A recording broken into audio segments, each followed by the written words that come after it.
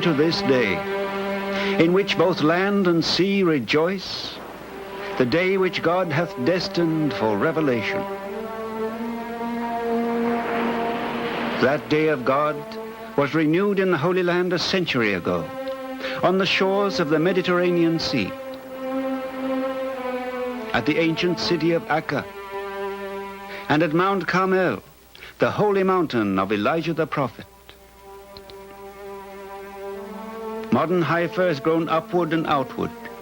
In its midst, the world center of the Baha'i faith, newest religion to call Israel its home. On the mountainside, a beauty spot, whose crown jewel is the shrine of the Bab, the gate to the new revelation, he whose dust was the spirit of Elijah returned to his holy mountain. High on the mountain, a monumental building was soon to rise.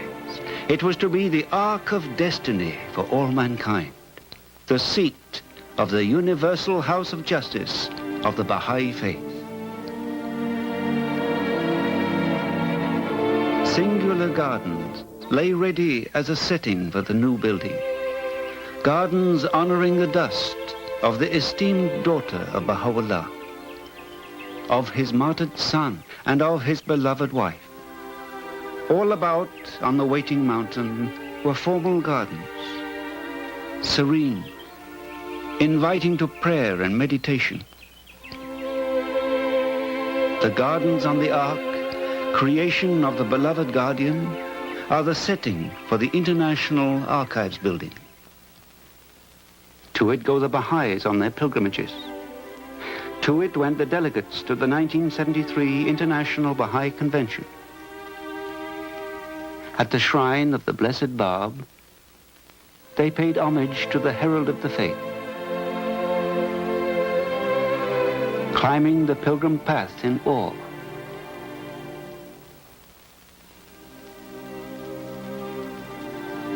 and entering his shrine for solemn prayer, were for the future, for the promises of the Supreme Prophet, for his plan of God. for in this hour they were to dedicate the site for the seat of the Universal House of Justice. At the top of the Ark on the bare mountain slope, there the great building was to stand.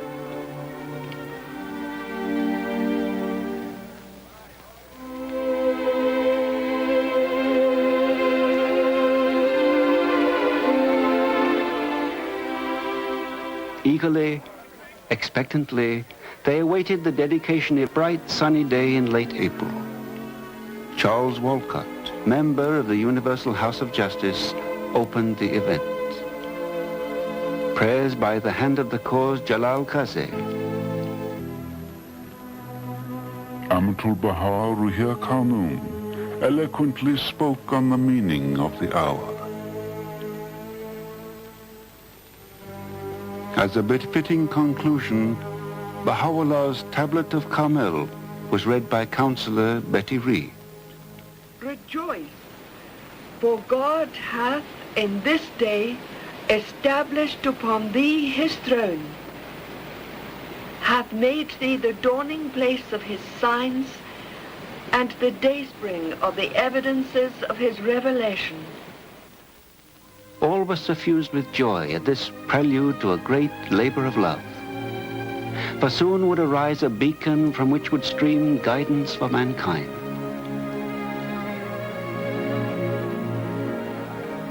Now the delegates returned to the duties of the convention.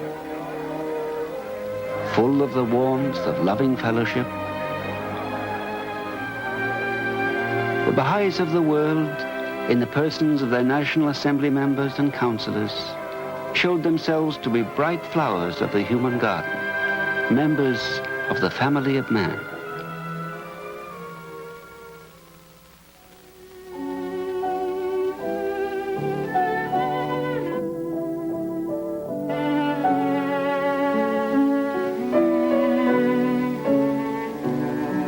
The design of architect Hossein Amanat was chosen for a building in the classical Corinthian order.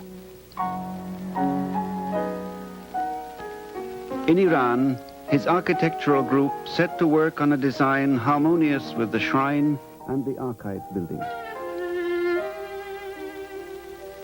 From early 1973, our team started work on the immense detail needed for the great edifice. We prepared a simple model showing the relationships of the 5 buildings of the Baha'i World Administrative Center, with the seat of the Universal House of Justice highest on the mountain. On each side, there were to be 2 buildings. On the east, the International Teaching Center. On the west, the Center for the Study of the Sacred Texts. The International Archives, already built, lay opposite to the future International Baha'i Library. Our north elevation shows a simple classical building in harmony with the archives. This section exposes the 2 wings, east and west, mostly used as functional spaces for offices. The council chamber, the heart of the building, is in an octagonal core, inspired from the geometry of Persian architecture. This core contains 3 other main spaces: the multipurpose room, the entrance hall, and rotunda. The detailing of the project was a huge task. For example, the Corinthian capitals had to be drawn at full size. Work was very intense for the first 3 years and lasted until the building was occupied. In 1976, we shipped the initial working drawings to the site office in Haifa. Various details of the construction were discussed with Mr. Aziz Khabihur, who accepted to be the resident engineer. Hundreds of drawings had to be prepared for the guidance of the engineers and contractors. For this unique building, completely new to our time. It was now the time of the engineer, when concepts and plans soon were to become concrete and steel, marble and granite, fittings and furnishings.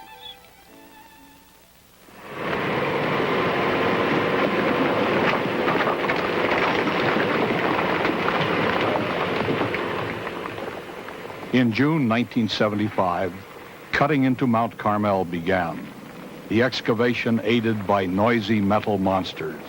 Caves were encountered in the limestone, into which great volumes of concrete were poured, with grouting of the fissures.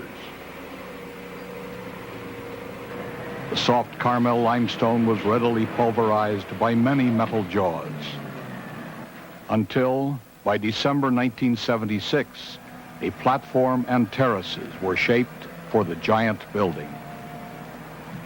At bedrock level, trenches and footings were hacked from the stone.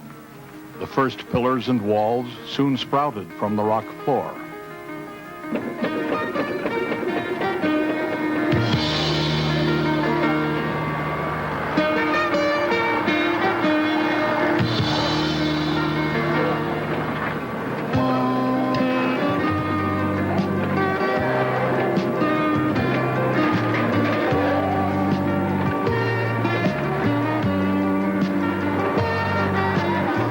Concrete was poured onto the bedrock, beginning in February 1977.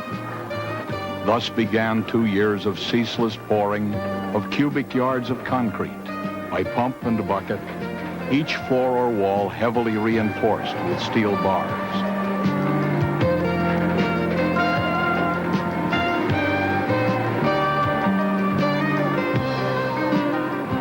The outer walls and inner pillars began to rise, first shaping the lower basement on its eastern face. Above the lower basement, the upper basement took shape, its foundation floor extending to the western edge of the building.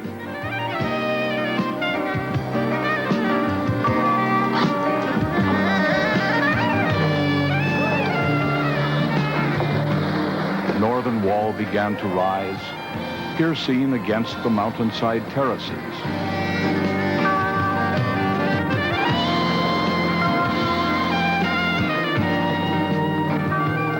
The massive slab of the ground floor took shape, a slab which would become the grand concourse.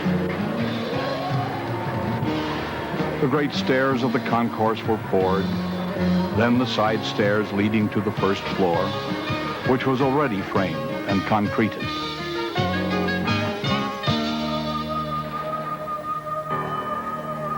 The first floor was marked by the council chamber base, with its waffle slab of white Etong blocks. Massive sheets of concrete were poured for the office spaces, later to be occupied by members of the House of Justice, and soon the second floor was completed.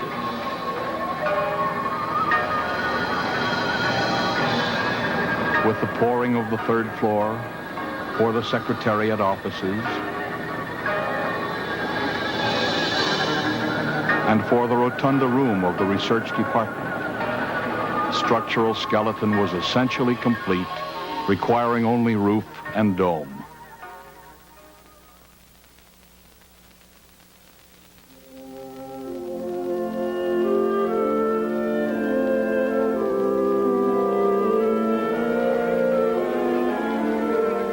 Delegates to the 1978 International Convention celebrated a special event, the further dedication of the building. Old friends were everywhere, and the great family of Baha'is gathered that Rezwan to witness a landmark occasion. Chairman for the auspicious event was the hand of the cause, Hugo Giaccheri, with Amatul Baha Ruhir Khanum as the principal speaker. The ceremony was officially opened by Dr. Giaccheri, and there was a prayer in Persian, then a prayer in English, and a prayer in Portuguese. Following an introduction by Dr. Giaccheri, in which he pointed out the uniqueness of the event all were witnessing, he invited to the table Miss Ethel Revell, former member of the International Baha'i Council. Ruhir Khanum pointed to the House of Justice as a wellspring of peace for the planet. Now, from this building will emanate the laws of the dispensation of Baha'u'llah. From this source will come the justice that Baha'u'llah speaks of in his writings. A precious casket contained dust from both holy shrines. Climbing the steps of scaffolding, Ruhir Khanum was followed by Hussein Amanat, engineer Aziz Khabipur.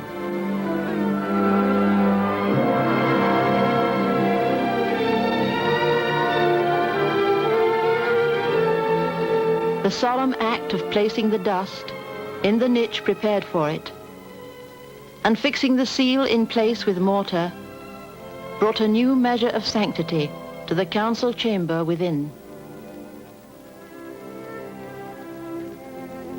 In closing, Dr. Giaccheri called architect Amanat to pay tribute to his devotion, skill, and great labor, and to what he must yet accomplish. There were closing prayers, concluding the event. Ruhir Khanum, escorted by the hand of the cause, Abul Kazem Faizi, departed, freeing the delegates joyously to explore the unfinished interior and happily to continue that lifelong love affair among Baha'is which bursts forth on such momentous occasions.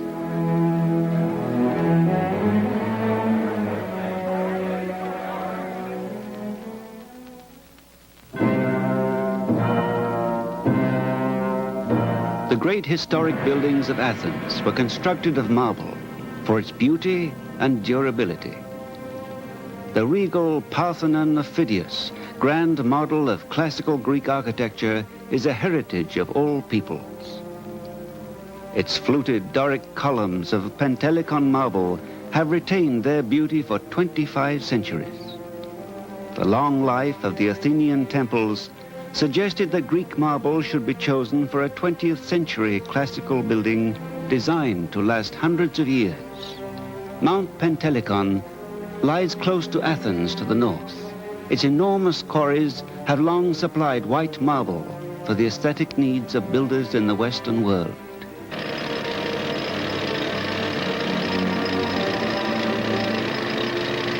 For the new building, the quarrymen cut great blocks of marble from the mountain. The blocks were rough-hewn to fit the specifications for shafts, bases, capitals, and flat pieces.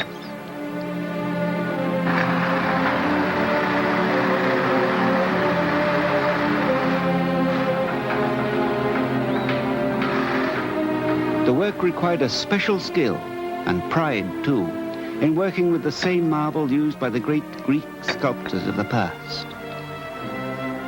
Block by block, the raw pieces were cut from Mount Pentelicon to be sent by sea to the mountain town of Chiampo in Italy, home of the finest marble artisans. Home, too, of a renowned company which already under the Guardian had supplied marble for the archives building. Each crude stone piece, here the blocks for the pillars, was checked first for its dimensions before it was taken to the shops for carving. Mechanical saws cut the flat plates which became the building's outer garment. Each cutting blade is cooled with streams of water. These carry off marble dust, which otherwise would fill the air, a danger for the workers.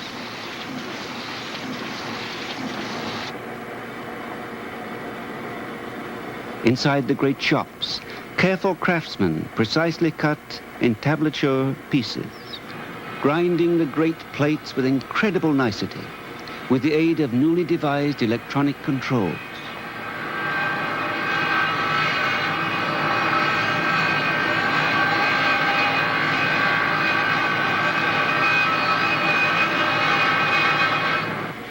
A corner of the cornice is given every loving touch of craftsmanship.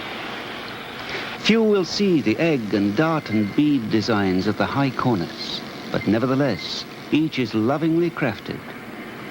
The different rosette designs, all of rare beauty, each require high skill of hand, but a loving heart for the work.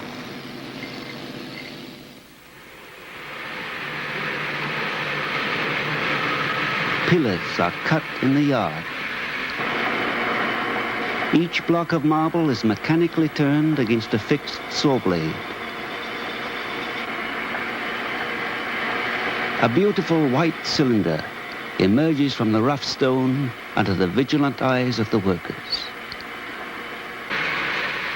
Each segment of the shaft is precisely ground, for each piece must have the correct diameter to fit its two partners of a tall column.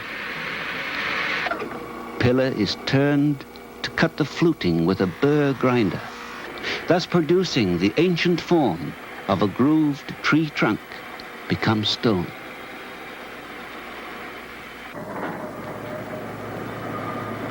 Great cubes of marble were assigned a special destiny, to become the Corinthian capitals of the columns.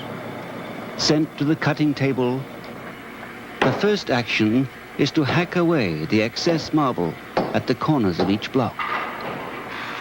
Then, ingenious, computer-controlled, high-speed circular saws shape each capital, mechanically forming its main volumes and contours.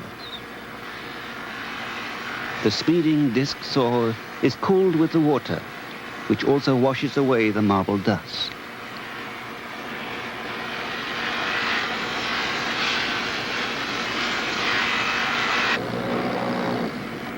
Thereafter, the craftsman cleans away the excess stone with a power chisel, with hands as sure as his ancient forebears, mechanization even aiding his handicraft. In the shop, the capitals are lovingly sculptured, one by one.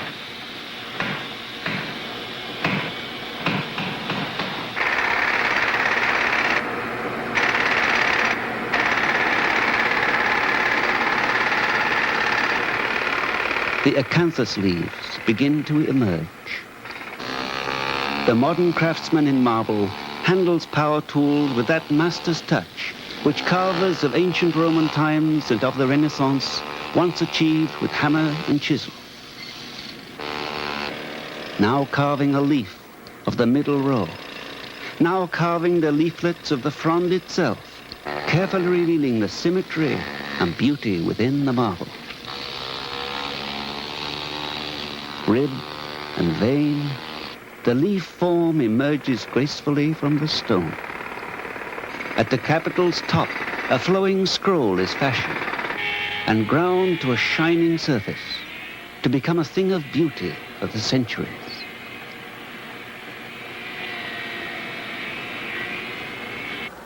To the yard then for inspection, to assure that every piece is perfect, that every pillar section is cut to precise dimension.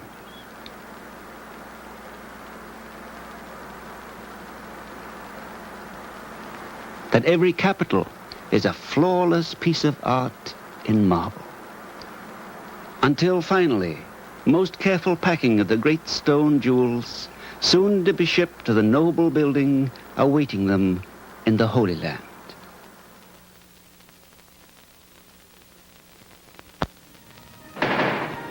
The massive gray concrete walls required the beauty and grace of a marble covering. French craftsmen came to hang the white marble plates from every surface of the exposed outer walls.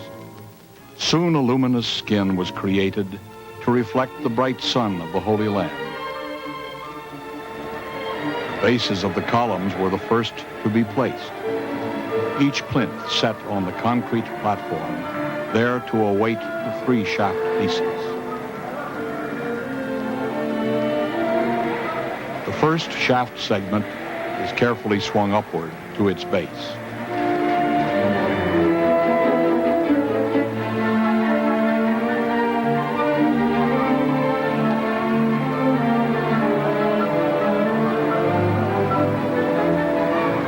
Then the middle segment is guided to its seat.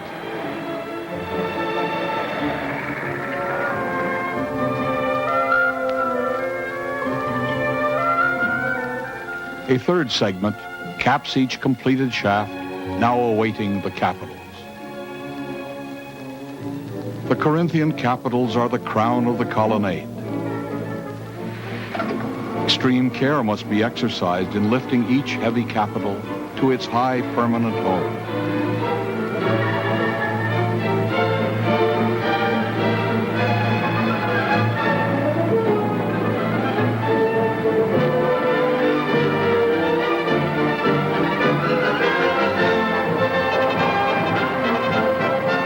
Consistent precision marks the alignment of each capital by the French crew. Ultimately, the array of columns of the colonnade frames the building.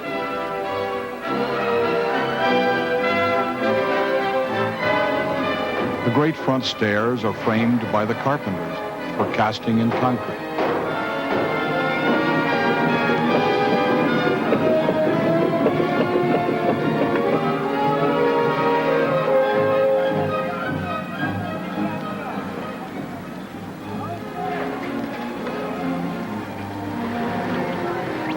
Long marble steps are precisely placed by the French craftsmen.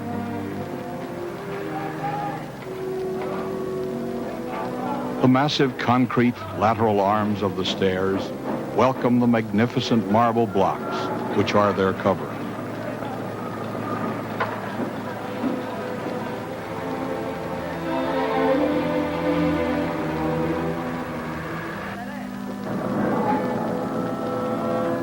Pouring of the heavy roof slabs is completed on the west and the east.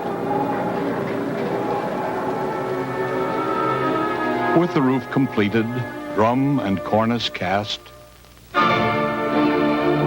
wooden framing began for the concrete cap of the dome.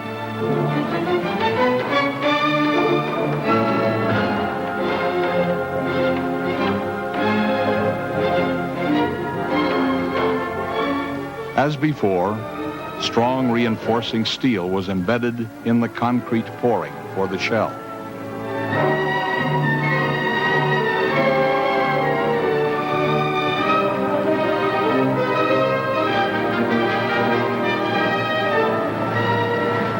All cement surfaces were painted with bitumen as waterproofing.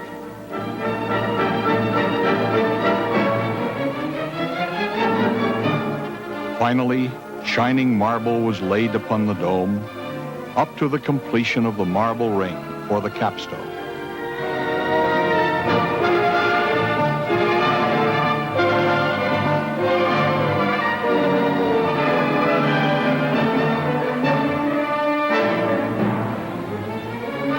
With the capstone rim completed, the dome port was ready to receive the capstone.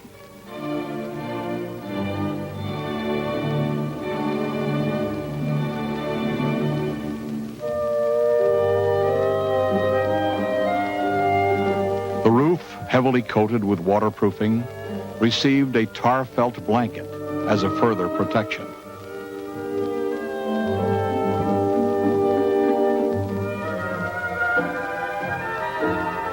A layer of insulation was placed against the sun's heat.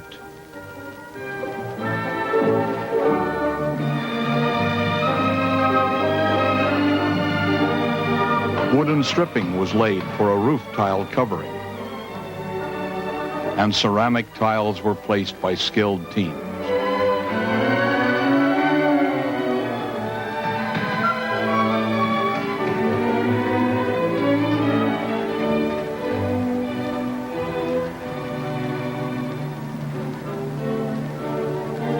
After 10 years of planning and construction by Persians, Jews and Arabs, Frenchmen and Italians, Americans, New Zealanders, and a legion of others, and through contributions by persons from the whole Baha'i world, the great building stood ready for its occupants.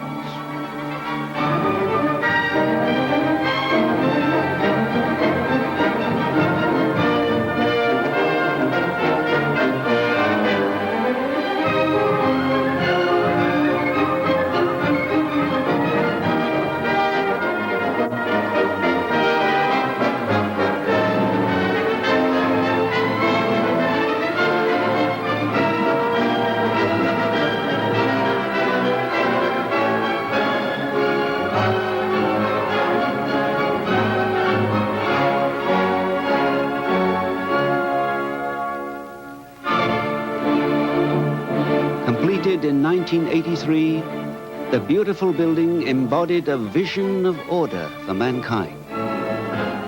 Its western wing of offices and its eastern wing flank the central core, seen outside at its lowest level as the Great Stair. The living core is felt in the multipurpose room, in the central hall of the Grand Concourse, in the council chamber of the House of Justice, and in the research department, present home of the writings, from which comes guidance for the new day of God. From its seat on the holy mountain, the House of Justice looks to its meridian point, Baji, beyond Akka, and to all compass points of the Baha'i world.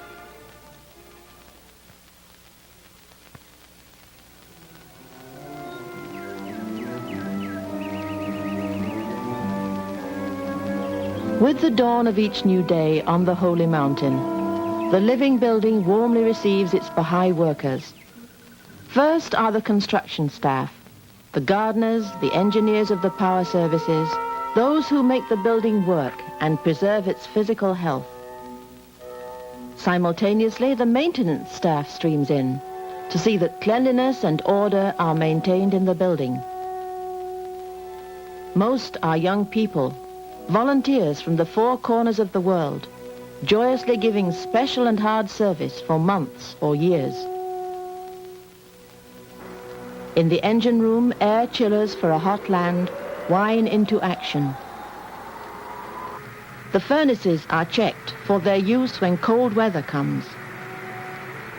A diesel generator awaits any emergency while the power mains bring in electricity for every need. All the mechanical services feed into the building through the great corridor under the colonnade. Soon arrives the office staff, flowing into the staff doorway at the lower basement, each morning feeling afresh the honor of serving in this hallowed building. Some walk upstairs, passing the bookstore with its exciting displays of Baha'i literature. In the Department of Finance, work begins promptly. The treasurer and his associates are involved with increasingly complex responsibilities for worldwide Baha'i activities, which require well-trained staff of reliable and efficient Baha'is. Next door is the data processing service, much needed by the departments of the World Center. Baha'i computer scientists, engineers, analysts, programmers have begun to revolutionize the efficiency and capacities of the staff. Computers will make it possible to manage the heavy administrative demands of the growing Baha'i world community. Once a week, the World Center friends meet in the multi-purpose room for prayers and for wonderful news. The Foreign Minister of the Netherlands yesterday addressed the General Assembly of the United Nations on the Baha'i persecutions in Iran. The first time the faith has been mentioned in the General Assembly. And now, the World Center Social Register, news of our comings and goings and our housekeeping affairs. The weekly meeting inspires the staff, bringing the warm spirit of the faith into all their varied services.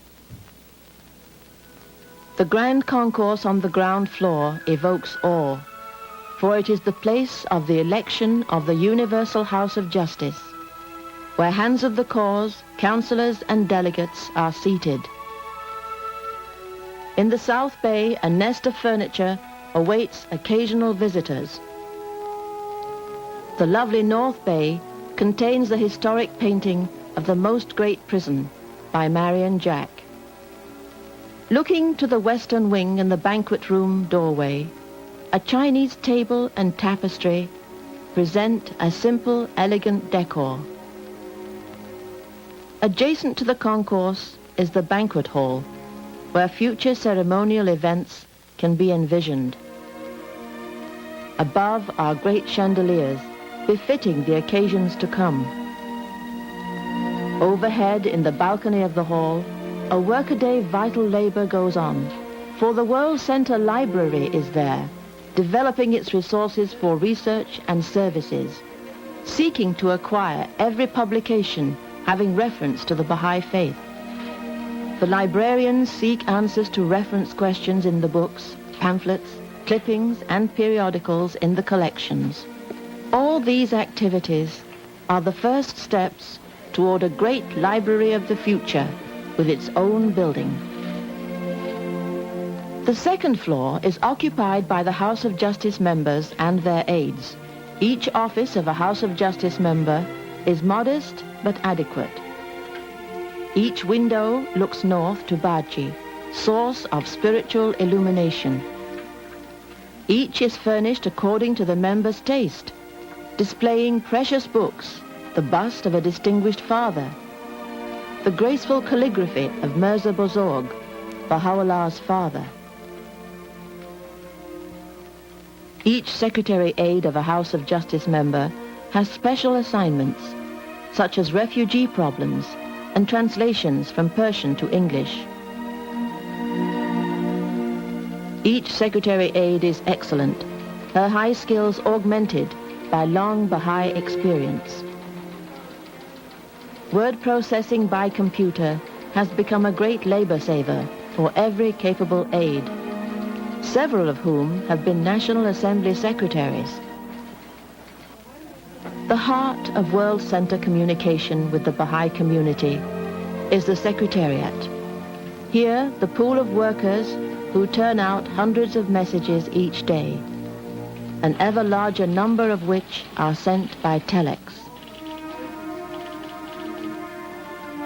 All papers, incoming and outgoing, ultimately are consigned to the master reference file, a massive storage and retrieval system which requires detailed work by many people.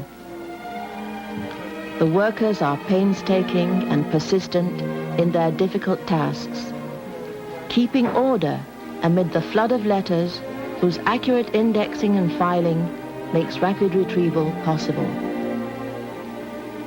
The research department serves the World Center, calling upon the extensive files of copies of the holy writings of the faith. The research staff responds to questions from many sources, but principally from the House of Justice. There is frequent consultation on improving translations and on references from the boundless wealth of the writings. And there is endless indexing and making extracts from the holy texts. The Department of Statistics measures the progress of the faith in many dimensions of its expansion and consolidation, collecting and recording facts from national assemblies and their committees, from letters, from every available source. Data are fed into a computer bank for later retrieval and for analysis by trained statisticians who study the quality of Baha'i growth worldwide. At each day's end, from every department, the staff streams forth from the building, ever aware of the rare opportunity for service which they have been given.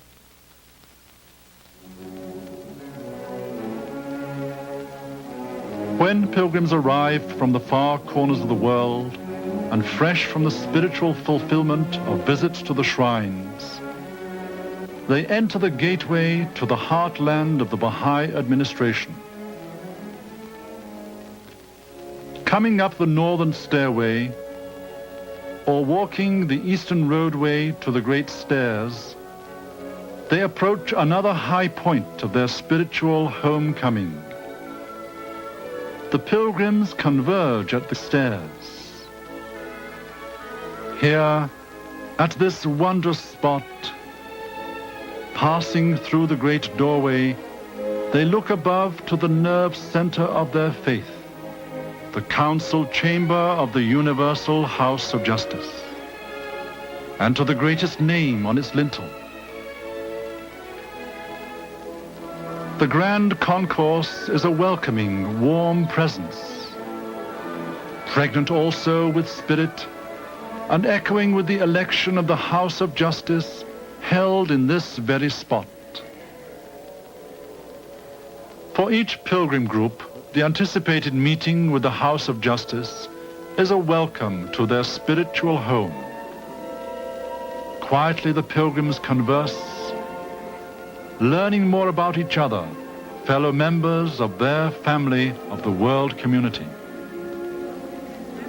Some are distinguished servants of the cause. All are workers in the Baha'i World Society, each awaiting the coming of the House of Justice, the supreme governing body of the faith of Baha'u'llah. In the presence of the Master, the sheltering branch, the spiritual reality of the House of Justice is evoked in its council chamber. 9 members elected from the Baha'i world community consult here, making their weighty decisions, with the beloved guardian's eagle reminding them of his guidance. They confidently consult while relying on the promise of divine assistance. The House of Justice looks always to Baji beyond Akka, where lies the dust of Baha'u'llah, supreme messenger of God for this day.